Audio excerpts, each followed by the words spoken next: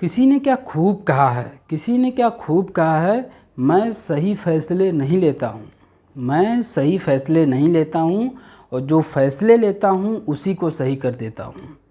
Hello दोस्तों, मेरा नाम मान सिंह यादव। मैं एक बार फिर मान सिंह यादव यूट्यूब चैनल पर आप लोगों का स्वागत करता हूँ।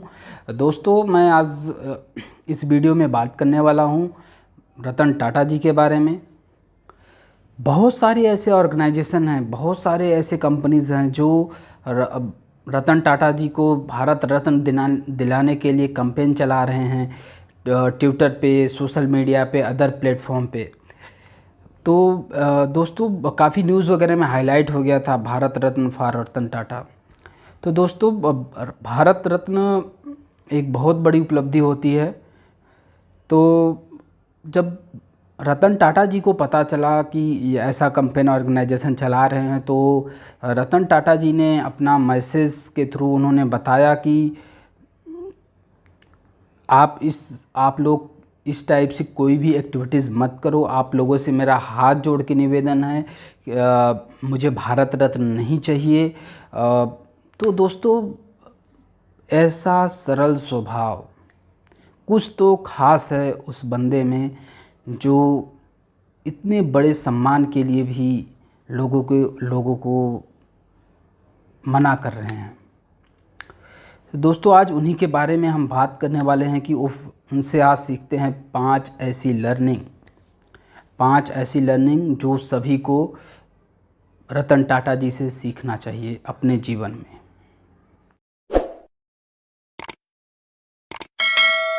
तो बात करते हैं फर्स्ट लर्निंग पे। फर्स्ट लर्निंग ये है दोस्तों कि खुद पे बिलीव करो, बिलीवर बनो। दोस्तों, पहले क्या होता था कि सबसे पहले बैलगाड़ी चलती थी, घोड़े चलते थे, हाथी चलते थे और कई साधन थे। बट अंग्रेज़ों ने भारत पे शासन किया। उसके बाद अंग्रेज़ों के यहाँ सबसे पहले कार बनी, फिर वो कार दुनिया में बिकने लगी, यहाँ इवन भारत तक में भी बिकने लगी, लोग उस कार को ख़रीदने लगे। बट मिस्टर रतन टाटा जी ये सोच रहे थे कि उनका एक सपना था कि हम एक ऐसा कार बनाएं, या हम ऐसा कार बनाएं जो ज़ीरो टू जेड भारत में मैन्युफैक्चरिंग हो, भारत के प्रोडक्ट हों, भारत में बनी हो और उसे लोग यूज़ करें। तो खुद पे बिलीव करो, और ऐसा उनके माइंडसेट में था कि हम भारत के लिए कुछ ऐसा करेंगे। दोस्तों, वो स्वदेशी कार भारत में बनाना चाहते थे और लोगों को बेचना चाहते थे। तो दोस्तों, कोई ये नहीं सोचता था कि ये भी चीज़ संभव हो सकती है कि मैन्युफैक्चरिंग खुद भारत में हो, प्रोडक्ट सारे चीज़ भारत में बने और भारत में ही बिके। अदर कंट्री में बिके वो अलग की बात है, बट भारत का प्रोडक्ट भारत में ही बिके और लोग कार को ख़रीदे। तो दोस्तों, 1968 में उन्होंने अपनी फर्स्ट कार लॉन्च की, जो टाटा इंडिको के नाम से फर्स्ट कार उन्होंने लॉन्च की। दोस्तों, रतन टाटा जी को खुद पे भरोसा था, तभी उन्होंने उस इंडस्ट्री में काम की। उसके बाद उन्होंने भारत के लिए कार लॉन्च किया। दोस्तों, इस चीज़ से हमें ये सीखने को मिलता है कि अपने ऊपर सेल्फ बिलीव करना सबसे मोस्ट इम्पॉर्टेंट चीज़ है, कि हम कुछ नया कर सकते हैं, हम कुछ नया कर लेंगे। तो दोस्तों, ये बहुत इम्पॉर्टेंट चीज़ है कि सेल्फ बिलीव होना बहुत ज़रूरी है। बात करते हैं सेकेंड स्टोरी की। सेकेंड स्टोरी ये है कि दोस्तों, एक बार मिस्टर रतन टाटा जी अपने ऑफिस से वो अपने घर के लिए जा रहे थे और रास्ते में बरसात हो रहा था।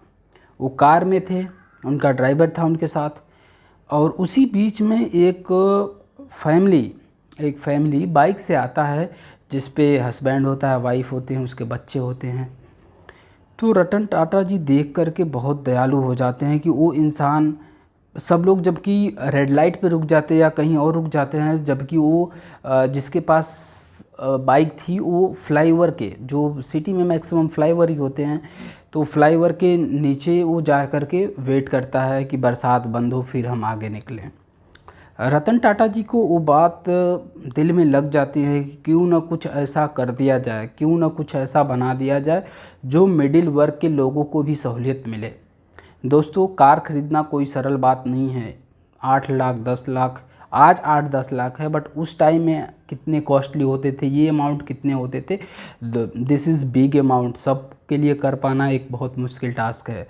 तो उन्होंने बोला कि एक इंटरव्यू था उनका रिसेंटली कुछ टाइम पहले, तो उन्होंने उसमें बोला था कि हम कुछ ऐसा चीज़ बनाएंगे, हम कुछ ऐसा करेंगे जो मिडिल वर्ग के लोगों के लिए भी सहूलियत मिले। तो दोस्तों कुछ टाइम बाद उन्होंने टाटा नैनो का कार लॉन्च किया, जो ओनली 1 लाख में थी, 1 लाख में 4 व्हीलर। तो दोस्तों खैर वो गाड़ी मार्केट में उतना सक्सेसफुल नहीं रही, लोगों ने ज़्यादा नहीं ख़रीदा, बट ऑलमोस्ट मार्केट में आई थी और लोगों ने यूज़ किया था, काफ़ी पॉपुलर हुआ था। तो या तो उसकी मार्केटिंग अच्छे से नहीं हो पाई, या तो कुछ उसमें या तो उस कार में कुछ वैसे फ़ीचर्स नहीं होंगे जो फ़ीचर्स अदर कार में होते हैं, तो इसकी वजह से वो सक्सेसफुल नहीं रहा। बट दोस्तों मिडिल वर्ग के लिए उन्होंने एक अच्छी ये पहल थी, और रतन टाटा जी के ही वजह से टाटा नैनो के बाद ही बहुत ऐसी कार्स मार्केट में आए, बहुत सारी ऐसी कंपनियां आईं जो कार के रेट में काफ़ी गिरावट की, जिसकी वजह से आज मिडिल वर्ग भी 4 to 5 लाख 6 लाख में अपने कार खुद का ख़रीद सकता है।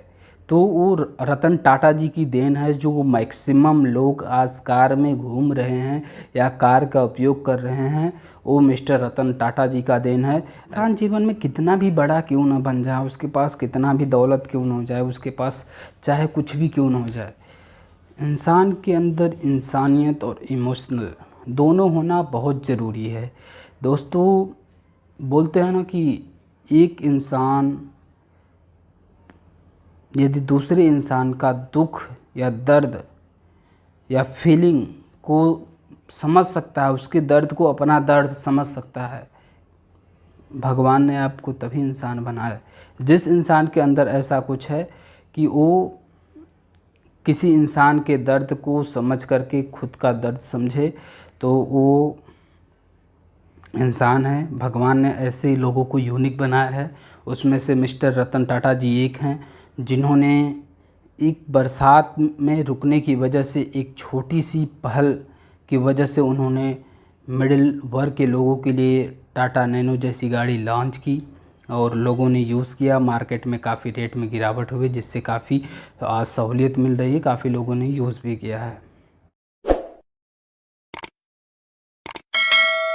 तो दोस्तों बात करते हैं तीसरी स्टोरी की। तीसरी स्टोरी ये है दोस्तों, हर किसी को अपना जवाब देना या हर किसी को कुछ भला बुरा कहना, या कोई कह रहा है आपको जवाब देना सही नहीं होता है।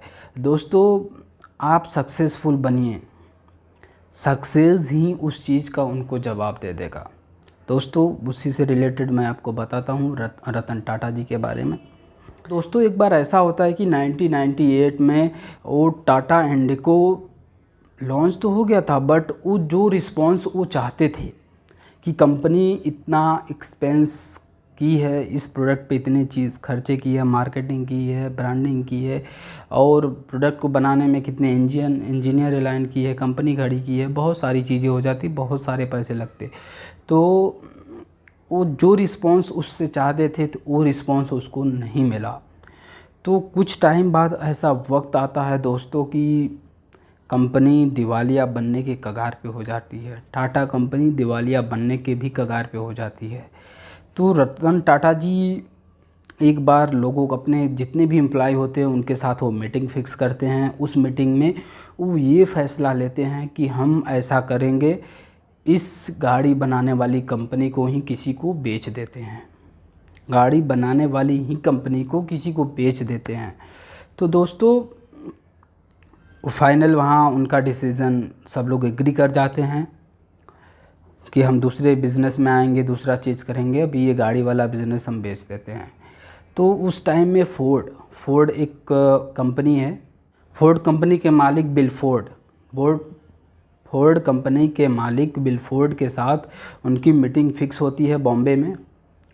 वो उस मीटिंग में जाते हैं और वहाँ पे बिल फोर्ड रतन टाटा जी को बोलते हैं, यदि आप बिज़नेस करना नहीं आता है, गाड़ी बनाने नहीं आती है, मार्केटिंग करने नहीं आती है, सेल्स करने नहीं आता, और भी चीज़ें नहीं आती, तो आप इस धंधे में आए ही क्यों? आज आपका इतना बड़ा लॉस हो रहा है, आपके ऊपर इतना बड़ा कर्ज है। मैं आपकी कंपनी को ख़रीद करके आप पे एहसान कर रहा हूँ। बिल फोर्ड ने रतन टाटा जी को बोला, मैं आपकी कंपनी को ख़रीद करके आप पे एहसान कर रहा हूँ। रतन टाटा जी को ये बात चुभ गई। रतन टाटा जी को ये बात दिल में चुभ गई। उन्होंने उसी टाइम बिना कुछ बोले उस ऑफिस से निकल जाते हैं, और निकल करके वो नेक्स्ट डे अपने ऑफिस जाते हैं। वहाँ सारे एम्प्लॉइयों को बुलाते हैं। वो ये फ़ैसला करते हैं कि हम कंपनी को अब बेच नहीं रहे हैं, हम इस पे पूरा मेहनत करेंगे, हम मार्केटिंग में सुधार करेंगे और भी चीज़ें करेंगे जिससे हमारी इम्प्रूवमेंट हो, जिससे हमारी चीज़ें अच्छी हों। तो दोस्तों, समय धीरे धीरे बदलता गया। लगभग 10 साल बाद एक ऐसा समय आता है, टाटा इंडिको लोगों के घरों में आने लगी। काफ़ी अच्छा कंपनी का जो इनकम रेवेन्यू था, वो रेवेन्यू काफ़ी ग्रोथ करने लगा, एम्प्लॉय भी बढ़ने लगे और भी सारी चीज़ें होने लगी, जिससे काफ़ी बेनिफिट मिला। तो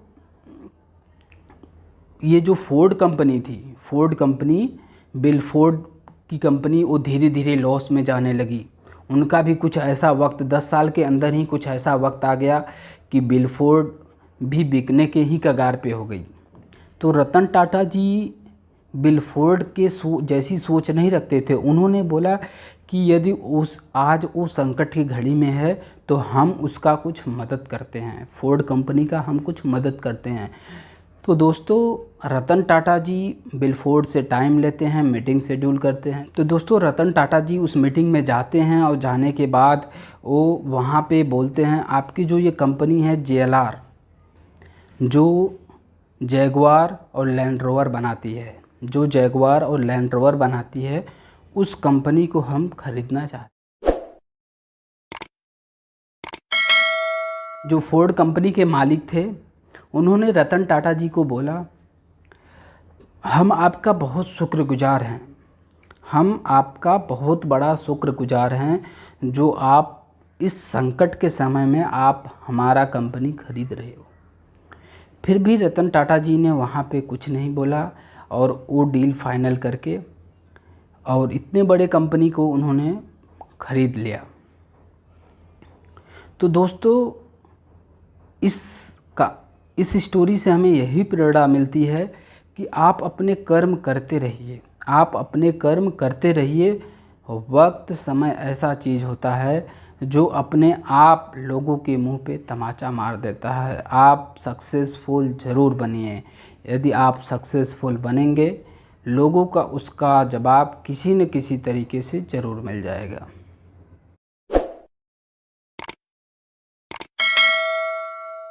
नंबर 4 में दोस्तों, रतन टाटा जी सिर्फ बिज़नेस रिलेशनशिप उनका अच्छा नहीं रहा, बल्कि वो रिलेशनशिप भी काफ़ी अच्छा रखते थे। दोस्तों, उनकी एक स्टोरी है जो काफ़ी उनके हार्ट से टचिंग है। उन्होंने एक इंटरव्यू में भी बोला है कि वो एक्चुअली उनके करियर में 4 टाइम प्यार उनको 4 बार हो जाता है।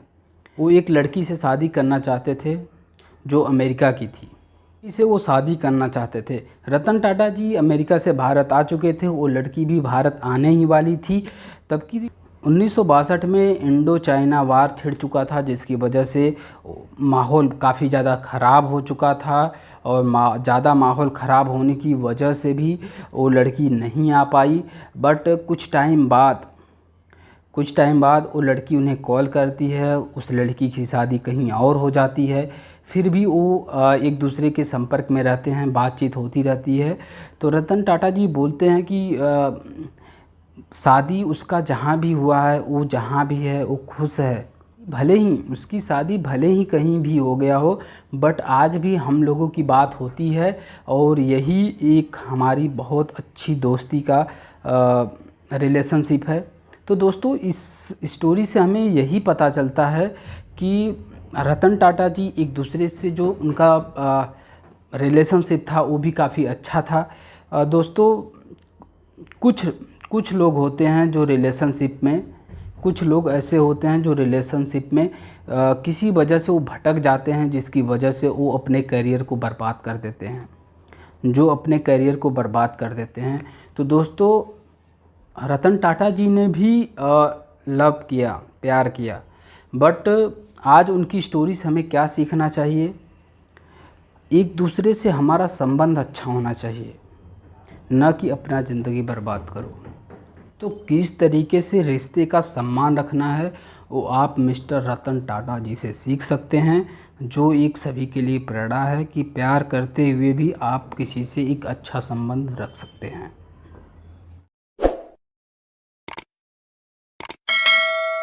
दोस्तों अब बात करते हैं फिफ्थ स्टोरी के बारे में। तो दोस्तों फिफ्थ स्टोरी ये है, कहते हैं ना, बड़े पैसे वाला मत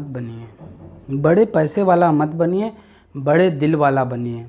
देश में जब जब भी संकट आया है, कोई न कोई देश के काम जरूर आया है। देश में जब जब संकट आया है, तब तब देश के काम कोई न कोई ज़रूर आया है। तो दोस्तों वो नाम है मिस्टर रतन टाटा जी।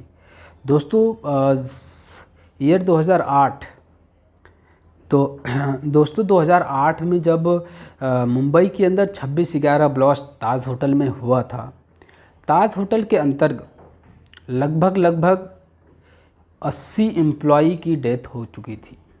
80 एम्प्लॉई, होटल के ऐसे एम्प्लॉई थे जिनकी डेथ हो चुकी थी। उस टाइम रतन टाटा जी ने उस 80 परिवार में विज़िट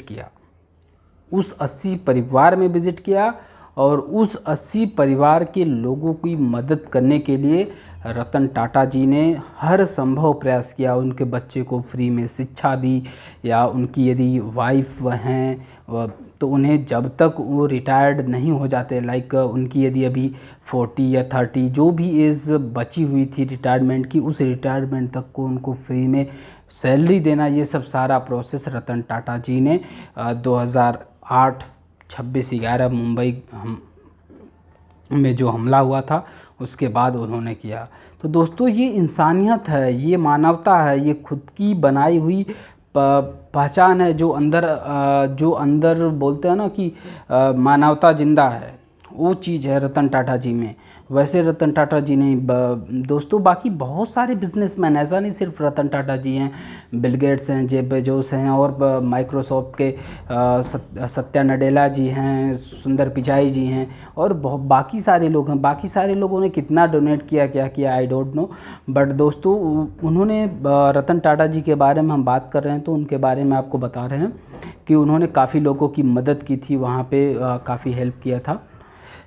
उसके बाद दोस्तों ये जो पैंडेमिक, जो कोविड-19 का पैंडेमिक देश में आया है, तो कोविड-19 की पैंडेमिक में भी उन्होंने काफ़ी मदद की है। देश में लगभग 1500 करोड़ उन्होंने गवर्नमेंट को डोनेट किया था, दान दिया था कि पैंडेमिक महामारी से कैसे लोगों को बचाया जा सकता है, हम क्या मदद कर सकते हैं।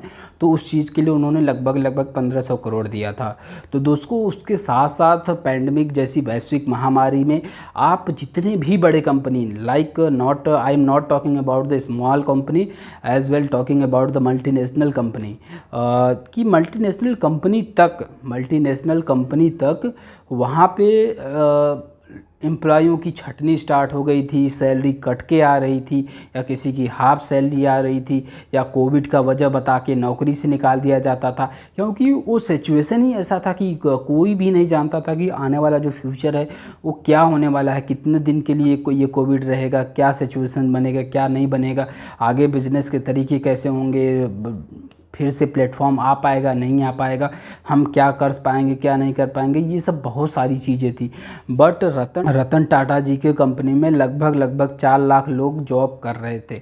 तो टाटा कंपनी ने ये डिसाइड किया, रतन टाटा जी ने ये डिसाइड किया कि कोविड जैसी वैश्विक महामारी में हम किसी भी एम्प्लॉय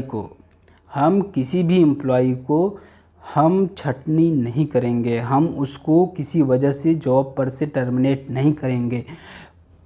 जितने भी हमारे कंपनी में जितने भी एम्प्लॉई हैं, जो भी एम्प्लॉई टाटा के लिए काम कर रहा है वो हमारे फैमिली का हिस्सा है। रतन टाटा जी का ये गोल्डन स्टेटमेंट है कि जितने भी एम्प्लॉई हमारी कंपनी के लिए वर्क करते हैं वो हमारे एक फैमिली का सदस्य है। तो दोस्तों, इस तरीके से यदि ऑनर की सोच है तो कंपनी के जो एम्प्लॉय होते हैं वो कहीं न कहीं कंपनी के लिए भी सोचेंगे और उसके फ्यूचर को जितना भी बेस्ट हो सकेगा। वैसे भी प्राइवेट सेक्टर में जो भी एम्प्लॉय होता है वो मैक्सिमम 100% देने की कोशिश करता है। जो उसके अंदर स्किल होती है वो उस स्किल से भी अच्छा करने की कोशिश करता है यदि वहाँ का ऑर्गेनाइजेशन उस एम्प्लॉय को मोटिवेट करता है।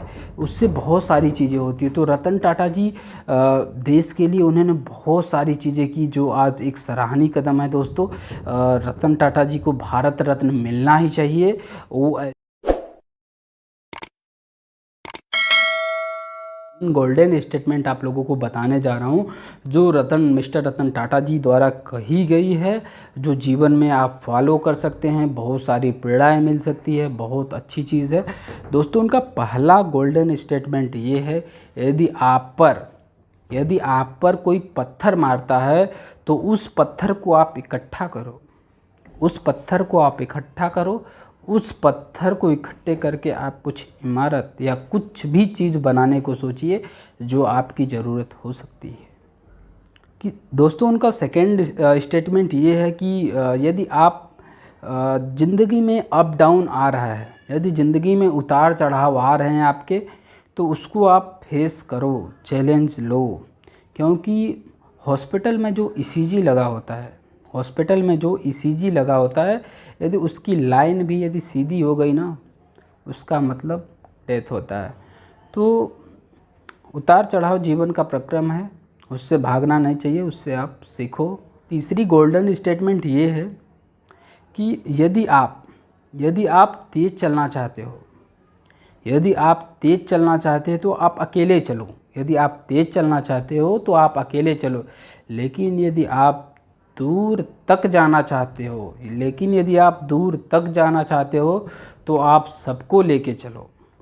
जितने भी बिजनेसमैन हैं, जितने भी कोच हैं, जितने भी लोग हैं, वो सबको, बिजनेस हो या फिर कोई भी इंडस्ट्री हो, एक दूसरे के साथ, एक दूसरे से कनेक्टिविटी के माध्यम से ही कोई भी चीज़ ऊपर इंक्रीज हो सकती है। विदाउट एक दूसरे के सहयोग से कुछ अच्छा कर पाना, कुछ बड़ा कर पाना, इट इज़ नॉट पॉसिबल। सो दोस्तों, अपना संबंध एक दूसरे से अच्छा ज़रूर बना के रखें, एक दूसरे की मदद ज़रूर करते रहें। और रतन टाटा जी द्वारा बताए गए सारे स्टोरी, जो पीछे मैंने 5 स्टोरी बताएं, उस स्टोरी को आप अच्छे से फॉलो करो, उनसे सीखो। और मेरी आपसे ये सिर्फ एक रिक्वेस्ट है, एक दूसरे की मदद ज़रूर करते रहो। एक दूसरे के सहयोग से ही जीवन में आप आगे बढ़ सकते हो। एक दूसरे की मदद करने में आप हिचकिचाहट मत करो। आप यदि निस्वार्थ किसी की मदद कर रहे हो तो भगवान आपको किसी न किसी रूप में, यदि आप किसी का निस्वार्थ मदद कर रहे हो तो भगवान आपको किसी न किसी रूप में आपकी मदद ज़रूर करेगा। आज के लिए दोस्तों बस इतना ही। मिलते हैं अपने नेक्स्ट वीडियो में, तब तक के लिए गुड बाय।